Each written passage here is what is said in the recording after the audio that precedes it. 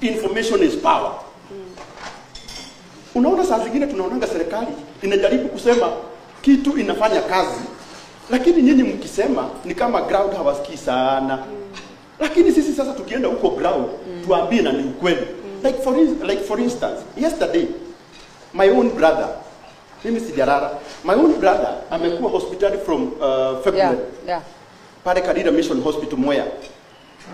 Jana SHA na mimi naongea mbele ya Mungu. Ilinilipia 460,000 for 60. Sasa nikuulize, mimi nikiulizwa kama SHA inafanya kazi nitasema aje? Yes, inafanya. 460 ningetoa wapi? Ningepata. Si ningeanza kufungua group za WhatsApp.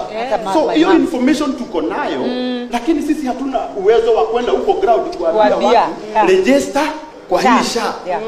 Unajua wale wengine wanasema haifanyi na inafanya. Na wakisema haifanyi, unajua Wakenya pia wanapendanga kusikia hiyo negative. So wakiambiwa usiregister, wanasema si niliambiwa haifanyi, hakuna haja ya kufanya nini? Ya kuregister. Lakini sasa mtu kama mimi na wale wote ambao tumepitia hiyo mambo, tukienda kwa ground tuambie inafanya kazi. Si wataregister? Najua kwa serikali tuko na boards. Na hizi boards zinakuanga mingi sana. Tunakuomba tu kwa heshima sababu tumefika hapa. Tukiona waibaji wetu kama 5 wako kwa boards, different boards. Hawa watu wako na makaratasi. Tumesoma ni penye tu ukifika Facebook huwezi sema umesoma kidogo. Ndio watu wafikirie wewe ni mjinga, wakusaidie tu ukiwa mjinga. But in the real sense, ukiitishwa makaratasi kusema ukweli tuko nayo, si ni ukweli? So tunakuomba tu kwa heshima, Your Excellency, sababu wewe unapenda waibaji. Mimi naonanga penye tunaendanga hizi forums sa bottom up.